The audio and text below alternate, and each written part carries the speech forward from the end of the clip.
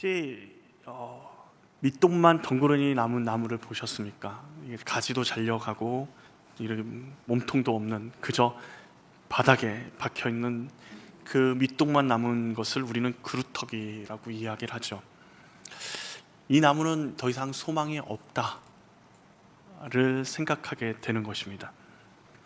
근데 우리의 삶도 정말 끝났다라고 볼 수밖에 없는 구루터기와 같은 문제들이 우리의 삶 가운데 하나 둘씩 자리 잡습니다. 오랜 세월 기도해도 응답이 없는 문제나 회복될 기미가 보이지 않는 사람과의 관계, 그리고 우리 스스로도 나는 더 이상 하나님이 쓸만한 사람이 아니다라는 생각으로 좌절하고 절망하는 그런 모습들이 완전히 우리 삶을 다 뒤덮지는 않더라도 우리 삶의 곳곳에 각 분야에 생기기 마련입니다. 그런데 오늘 본문을 준비하며 묵상하면서 한 가지 제 안에 드는 생각은, 왜 하나님은 화려한 왕궁이나 힘 있는 사람이나 능력 있는 사람이 아니라 구루터기 같은 상황과 환경, 사람을 선택하셔서 일하실까? 멀리 볼 필요도 없죠. 곧바로 이어서 나오는 질문이 뭐죠? 왜 하나님은 나를 선택하셨을까? 이런 생각들이 우리 가운데 들려집니다. 이사야서 11장은요 메시아로 오실 예수님을 정확하게 예언하고 있는 메시지가 있습니다. 그런데 예수님은 이미 이 땅 가운데 오셔서 우리 또한 예수님을 구주로 영접했는데, 이 메시지가 우리에게 어떤 의미가 있을까? 이 메시지는요, 예수님이 오셔서 우리 가운데 어떻게 행하시고, 또 그 예수님의 통치가 우리 가운데 온전히 이루어질 때 하나님의 나라가 어떻게 이루어질지를 우리 가운데 명확하게 보여주면서, 예수님을 구주로 영접한 우리 가운데 하나님이 어떻게 일하시고 어떻게 우리가 행해야 될 것이고, 그리고 어떻게 우리 가운데 하나님의 나라가 이루어질지를 명확하게 보여주는 본문입니다. 분명히 예수님을 가리키고 예수님에 대해서 말하고 있지만, 예수님을 닮아가는 우리에게 하나님의 나라를 바라보게 하는 놀라운 말씀인 것이죠. 먼저는 하나님은 끝난 것처럼 보이는 그루터기에서 새 일을 시작하신다라는 것입니다. 1절 말씀을 우리 같이 한번 읽어볼까요? 이새의 줄기에서 한 싹이 나며 그 뿌리에서 한 가지가 나서 결실할 것이요. 왜 하필 이새일까요? 왜 하필 이새일까요? 다윗의 줄기라고 하면 훨씬 더 명확하게 보이잖아요. 다윗의 자손 예수 그리스도. 그런데 이사야서에서는 이새의 줄기라고 이야기하고 있습니다. 왕조의 연장성, 힘 있는 사람 다윗, 하나님의 사람 다윗, 강력한 왕권을 가진 다윗이 아니라 시골 촌부일 뿐인 이새로 거슬러 올라가 이새의 줄기라고 이야기를 합니다. 근데 이 줄기라는 단어가 히브리 단어로 게자라는 단어인데, 이 단어는 나무가 베어져서 밑동만 남은 그 상태를 이야기합니다. 다른 말로 말하면 나무의 그루터기를 이야기하는 거죠. 화려하게 뻗은 가지나 큰 나무가 아니라 도끼에 잘려서 밑동만 남은 상태. 다윗의 화려한 왕조 영광이 아니라 뿌리의 초라함을 가지고 처참하게 잘려나간 그 다윗의 왕조를 보여주면서, 그 왕조 가운데서 하나님께서 또 어떻게 역사하실 건지를 이사야는 이야기하고 있는 것입니다. 지금 실제로 다윗의 왕조가 그 왕위를 물려받아서 일하고 있지만 부패하고 교만하여서 하나님을 의지하기보다는 자신의 곤몬수수와 군사 동맹을 기대하며 살아갑니다. 이사야는 그런 세습 왕조의 연장 성상에서 예수 그리스도의 오심, 메시아의 오심을 이야기하는 것이 아니라 오히려 하나님만 의지해야 했고, 하나님 이외에는 다른 방법이 없던, 아무런 힘도 없고 능력도 없던 시골 촌부였던 이새에게로 돌아가서 하나님의 놀라운 은혜를, 메시아를 바라보게 하고 있습니다. 미가도 동일하게 이야기합니다. 미가서 5장 2절에 베들레헴 에브라다야, 너는 유다 족속 중에 가장 작을지라도 이스라엘을 다스릴 자가 내게로 나올 것이라. 예루살렘이 아니라 베들레헴, 크고 화려한 수도가 아니라 작고 이름도 없는 시골 마을. 이 마을에서 예수님이 오실 것이다 라고 말하고 있습니다. 사도 바울도 로마서에서 이새의 뿌리 곧 열방을 다스리기 위하여 일어나시는 이가 있으리니 라고 말합니다. 예수님이 오실 것을 예언하고 있습니다. 어디서요? 무성하고 화려한 가지, 그리고 엄청난 세상의 권력 가운데 그 중심에 오시는 것이 아니라 연약하고 초라한, 사람이 보기에 이미 끝나버린 그 구루터기 같은 그곳에서 주님이 새 일을 시작하시겠다라고 말씀하시는 것입니다. 그러고 보니까 성경 곳곳에 하나님의 일은 이런 모든 것이 끝나버린 것 같은 상황 가운데서 하나님의 역사가 이루어지는 것을 볼 수 있습니다. 아브라함과 사라에게 약속하셨던 이삭, 아브라함의 100세 때 태어나게 됩니다. 자녀를 낳을 수 없다라는 생각들이 그들 가운데 있었지만 하나님의 약속을 따라 그들에게 이삭이 주어졌습니다. 형들에게 버림받아 노예와 죄수의 자리에 있었던 요셉, 더 이상 방법이 없을 것 같은 그에게 하나님께서는 총리로 세우시는 놀라운 역사를 일으키십니다. 형들도 아버지도 무시하는 막내 목동 다윗, 그를 하나님은 세우셔서 골리앗을 무찌르게 하시고 이스라엘의 왕이 되게 하십니다. 그 누구보다도 예수님이 어떻게 오셨습니까? 화려한 왕궁이 아니라 베들레헴의 마구간에서 구유에 누여진 예수님, 아무도 주목하지 않는, 그의 아버지는 가난한 목수였고 30년 동안 목수의 일을 하며 가족을 건사해야 됐던 예수님, 그렇게 예수님이 이 땅에 오셔서 지금 인류를 구원하셨습니다. 근데 하나님은 왜 이렇게 연약한 자, 그루터기 같은 부족한 자들을 선택하셔서 하나님의 일을, 하나님의 역사를 이루어 가실까요? 크고 무성한 나무에 아름다운 열매가 맺히면 사람들은 이렇게 얘기할 겁니다. 저 나무가 원래 좋은 나무였구나. 내가 여태까지 잘못 가꾸었구나. 그러나 완전히 잘려서요, 아무것도 소망이 없고 희망이 없는 그곳 가운데 푸른 싹이 돋아나고 나무가 다시 성장하고 열매를 맺는다면 이것은 사람이 하는 일이 아니라 하나님이 하신 일이라 고백할 수밖에 없는 것이죠. 오늘 본문의 하나님은 구루터기를 보시고 너는 끝났다라고 말씀하지 않으신다라는 것입니다. 오히려 구루터기야말로 하나님의 가장 즐겨 일하시는 자리가 되는 것입니다. 우리에게 소망이 있는 이유가 어디 있을까요? 우리에게 자랑거리가 있어서요? 다른 건 몰라도 내 육신이 건강하기 때문에, 다른 건 몰라도 내가 조금 가진 재산이 있어서, 다른 건 몰라도 우리 자녀들이 잘 되고 잘 나가서, 그런 것 때문에 우리에게 소망이 있습니까? 그렇지 않습니다. 오히려 그것이 우리의 유일한 소망이 되시는 예수 그리스도를 가리는 사실을 아십니까? 우리의 소망은요, 오직 하나님이 구루터기와 같은 우리에게 싹을 내시고 우리를 자라게 하시고 열매를 맺게 하시는 분이시기 때문에 우리에게 소망이 있는 것입니다. 사도 바울이 고백합니다. 내 은혜가 내게 족하도다. 이는 내 능력이 약한 데서 온전하여 짐이라. 라는 이 고백의 진리가 거기서 있는 것입니다. 내가 약해져야, 내가 약한 자리에 있고 나에게 아무런 소망이 없는 것처럼 보일 때 하나님을 바라보면 하나님에게 소망이 있음을 보게 되는 것입니다. 1절 마지막에 어떻게 얘기합니까? 결실할 것이요 분명히 열매를 맺게 하시겠다라고 말씀하십니다. 오늘 우리가 이것을 붙들어야 합니다.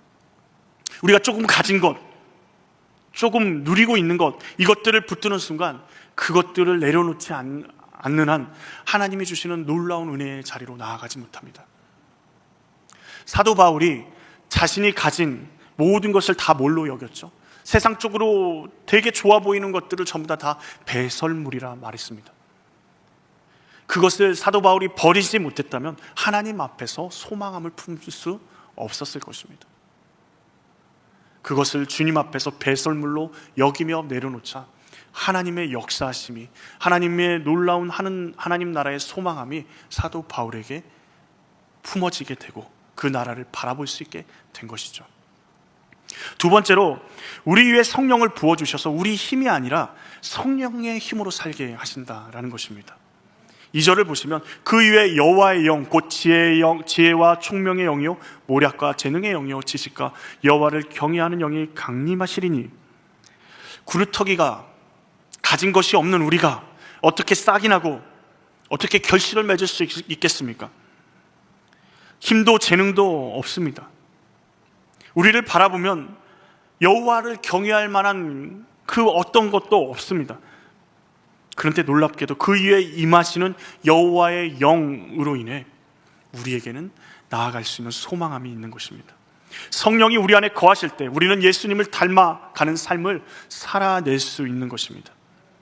그렇게 시작하면, 성령이 우리 안에 거하시고 우리가 예수님을 닮아가는 삶을 성령의 힘으로 살아내기 시작하면 변화되는 게, 뚜렷하게 변화되는 게 있습니다. 3절 상반절을 한번 보십시오. 그가 여호와를 경외함으로 즐거움을 삼을 것이며. 세상 사람들이 즐거워한다라는 것은 어떤 것이죠? 소유하고 인정받고 쾌락과 인생의 즐거움, 오락과 향락을 즐기는데 즐거움을 두기도 합니다. 그러나 성령이 임한 사람에게 즐거움은 그 원천 자체가 바뀝니다. 여호와를 경외하는 것이, 그분의 말씀을 순종하는 것이, 그 자체가 우리의 즐거움이 되는 것이죠. 초대교회 성도들이 콜로세움에서 맹수에게 밥으로 던져지어 가면서도 하나님을 찬송하며 죽어갔던 이유, 기둥에 묶여서 불에 타 죽으면서도 하나님을 찬양하며 기꺼이 죽을 수 있었던 이유, 자신의 목숨보다 여호와를 경외하면서 오는 기쁨이 그들에게 더 중요했기 때문입니다. 그 기쁨이요, 이 세상의 그 어떤 것으로도 바꿀 수 없는 기쁨이었다라는 것입니다. 오늘 우리의 즐거움이 어디 있습니까? 예배가, 하나님 앞에 드리는 예배가 기쁨이십니까? 아니면 의무입니까? 성령이 우리 안에 일하실 때 나타나는 첫 번째 증거는요, 성령이 일하신다라는 첫 번째 증거는 여호와를 경외함이 짐이 아니라 우리의 즐거움, 우리의 기쁨이 된다라는 것입니다. 그 즐거움은요, 우리의 삶의 판단 자체도 변화시킵니다. 3절 하반절에 보면 그의 눈에 보이는 대로 심판하지 아니하며 그의 귀에 들리는 대로 판단하지 아니하며, 눈에 보이는 대로 심판하지 않는다. 그러니까 우리의 인간의 감각과 인간의 판단으로, 즉흥적인 판단으로 어떤 것들을 판단하고 심판하는 것이 아니라 하나님의 말씀이 기준이 되는 삶을 살아간다라는 겁니다. 요한복음 5장 30절에 예수님도 말씀하십니다. 내가 아무것도 스스로 할 수 없노라. 듣는 대로 심판하노니 나는 나의 뜻대로 하려 하지 않고 나를 보내신 이의 뜻대로 하려 함으로 내 심판은 의로우니라. 예수님은 완전한 지혜를 가지신 분입니다. 완전하신 분이십니다. 그럼에도 불구하고 자신의 판단, 자신의 생각대로 하지 않는다. 아니, 오히려 내가 아무것도 스스로 할 수 없다라고 고백하고 계십니다. 누구의 뜻대로요? 하나님 아버지의 뜻대로 따르겠다. 우리는 어떻습니까? 겉모습을 판단하고 그 사람의 학벌, 그 사람의 모양, 그 사람이 가진 것을 가지고 저울질하기가 얼마나 쉽습니까? 하나님의 사람은요, 인간의 시각과 청각과 그리고 인간이 가지고 있는 고정관념을 뛰어넘어 하나님의 말씀이라는 온전한 기준으로 세상을 바라보는 사람들입니다. 그 원리를 조금 더 확장해 보면요, 4절 5절에 말하고 있습니다. 공의로 가난한 자를 심판하며 정직으로 세상의 겸손한 자를 판단할 것이며, 또 공의로 그의 허리띠를 삼으며 성실로 그의 몸의 띠를 삼으리라. 고대 근동, 그리고 지금도 그렇죠. 그 중동에 사는 사람들은 어떤 옷을 입습니까? 통으로 되는 옷을 입습니다. 허리띠는요, 장식품이 아니라 긴 겉옷을 입고 있는 이 사람들이 전쟁이나 노동을 할 때 자신의 몸을 좀 자유롭게 움직이게 하기 위해서 옷자락을, 거추장스러운 옷자락을 단단히 동여 매는 도구입니다. 그것이 없으면 어떤 일이나 전쟁이나 노동이나 하는 것이 쉽지 않습니다. 지금 메시아의, 하나님의 백성으로서의 삶, 공의와 성실이 그의 허리띠라고 말하는 것은 무슨 말입니까? 하나님의 사람은요, 모든 걸음의 중심에 공의와 성실이, 하나님의 말씀이 자리 잡고 있어야 하나님이 원하시는 삶을 살아갈 수 있다라는 것입니다. 가난한 자, 겸손한 자, 스스로 아무런 힘이 없는 그들을 돕고 지혜와 총명과 공의와 성실로 그들 가운데 하나님의 사랑을 베풀 수 있는 하나님의 사람으로 살아갈 수 있다라는 것입니다. 그런데 우리 가운데 그럴 만한 것들이 있나요? 원래 있었던 것이 아닙니다. 성령이 우리 가운데 임하실 때 우리 안에 여호와를 경외함을 즐거움으로 삼게 되고, 세상의 기준이 아닌 하나님의 말씀으로 세상을 바라볼 수 있는 눈이 열리게 되고, 공의와 성실로 하나님 말씀 안에서 자유롭게 살아가는 사람으로 변화될 수 있게 되는 것입니다. 그래서 우리에게 중요한 질문이 생기게 됩니다. 어떻게 좀 더 잘 살게 될까? 어떻게 하면 조금 건강할 수 있을까? 어떻게 하면 조금 더 누릴 수 있을까? 어떻게 하면 자녀를 더 잘 양육할 수 있을까? 너무도 중요한 질문이지만, 우리 인생의 가장 중요한 핵심의 질문은, 나는 성령님께 내 삶의 주도권을 내어드리고 있는가? 나는 죽고 나는 예수로 살아가는 사람인가?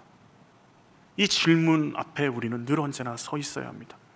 우리는 내 힘으로 살아가는 사람이 아니라 성령의 힘으로 살아가는 사람이기에, 우리의 삶을 얼마나 성령께 온전히 맡기느냐, 예수 그리스도께 온전히 맡기느냐가 우리의 삶의 성패가 달려있는 것입니다. 세상 사람들은 자신의 힘, 권력으로 살아가지만, 우리는 사도 바울의 고백처럼 우리가 가진 것들은 전부 다 배설물처럼 여겨지고 성령이 우리를 도우셔야지만 살아갈 수 있다는 고백이 우리의 고백이 되어야 될 줄로 믿습니다. 놀랍게도 성령이 우리를 도우신다라고 약속하셨습니다. 그러면 결국 변화된 삶을 사는 우리는 한 사람을 넘어 온 세상에 참된 평화를 이루는 자리까지, 이루는 통로가 됩니다. 6절부터 8절의 내용을 보면 참으로 놀라운 이야기를 합니다. 그때 이리가 어린 양과 함께 살며 표범이 어린 염소와 함께 누우며 송아지와 어린 사자와 살찐 짐승이 함께 있어 어린아이에게 끌리며 암소와 곰이 함께 먹으며 그것들이 새끼가 함께 엎드리며 사자가 소처럼 풀을 먹을 것이며 젖먹이는 아이가 독사의 구멍에 장난하며 젖된 어린 아이가 독사의 굴에 손을 넣을 것이라. 시적인 표현이 아닙니다. 창세기 1장에 하나님이 창조하신 세계를 떠올려 보십시오. 처음 하나님이 세상을 지으실 땐 사자와 어린 양 사이에, 사람과 독사 사이에 적대감은 없었습니다. 그런데 창세기 3장에 인간이 타락한 이후에 하나님께서 뱀에게 말씀하시죠. 내가 너로 여자와 원수가 되게 하고, 그 선언 이후에 사람이 사람과 짐승 사이에 두려움과 폭력과 죽음이 존재하게 되고, 서로 뒤틀린 관계 가운데 이 땅을 살아가게 되었습니다. 그런데 이사야 11장 6절에서 8절의 이 뒤틀림이 다시 펴지는 하나님의 놀라운 역사하심들을 보여주고 있습니다.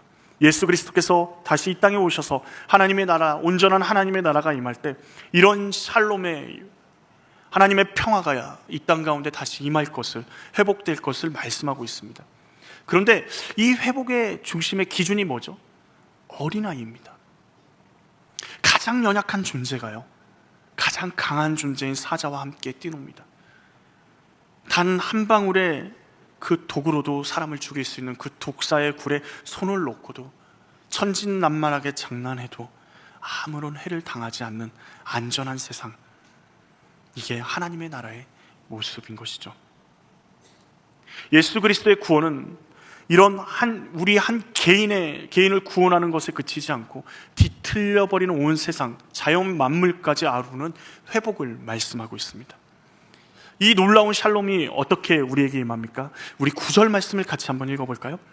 내 거룩한 산 모든 곳에서 해됨도 없고 상함도 없을 것이니 이는 물이 바다를 덮음같이 여호와를 아는 지식이 세상에 충만할 것임이니라. 바다에는 물이 없는 곳이 없죠. 빈틈없이 채워져 있습니다. 세상에서 가장 높은 에베레스트도 바다의 가장 깊은 곳을 채우지 못합니다. 그런데 그 가장 깊은 바다에서부터 가장 얕은 물가에까지 다 뭘로 채워져 있어요? 물로 채워져 있습니다.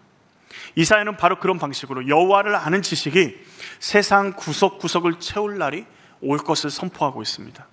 근데 여호와를 안다라는 이 히브리 야다라는 말은 단순히 정보를 아는 것이 아니라 부부가 서로를 아는 것처럼 인격적이고 친밀한 관계 가운데서의 알을 의미합니다. 온 세상이 하나님과 그렇게 친밀해지고 하나님을 그렇게 알아갈 때 비로소 이 땅 가운데 해함도 상함도 없는 평화가 임하게 된다라는 것입니다. 그러면 조금 우리의 개인적인 삶에 적용하면 우리 안에 여호와를 아는 지식이 가득할 때 우리의 삶은 어떻게 될까요? 더 이상 다른 사람을 해하거나 파괴하는 인생이 아니라 하나님의 나라가 이루어지는, 하나님의 나라를 위해 불의와 맞서 싸우고 가난한 자와 겸손한 자를 섬기고 이 땅 가운데 하나님의 나라가 이루어지기 위해, 하나님의 말씀이 이루어지기 위해 우리의 삶을 내어드릴 수 있는 삶. 결국 세상의 평화는요, 사람의 노력이나 제도나 개선에서 오는 것이 아닙니다. 생각해 보십시오. 사람이 아무리 법을 바꾸고 제도를 바꿔도 그것의 허점은 언제나 있기 마련입니다. 좋은 것을 찾아가려고 하지만 그 허점들은 언제나 드러날 수밖에 없습니다.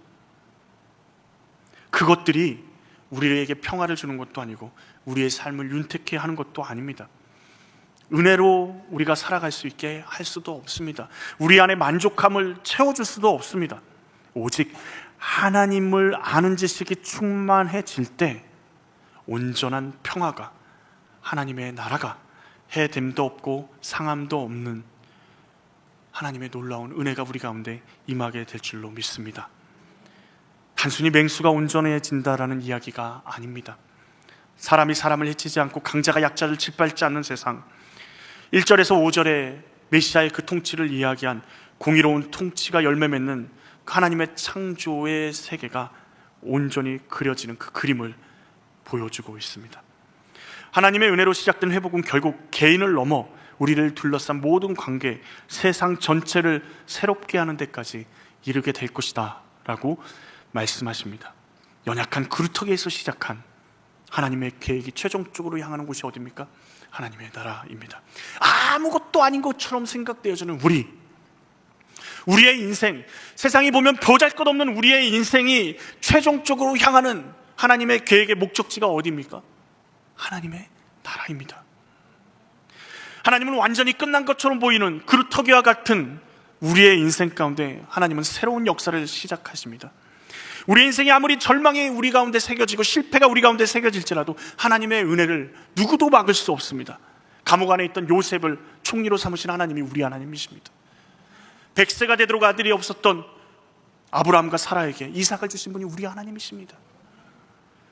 아무것도 아닌 목수의 아들로 태어난 예수 그리스도를 통해 우리를 구원하신 분이 우리 하나님이십니다. 아무런 절망, 아무런 희망이 없는 우리 인생 가운데 하나님이 일하시겠다라고 말씀하시는 그 은혜를 우리는 누리고 있는 사람입니다.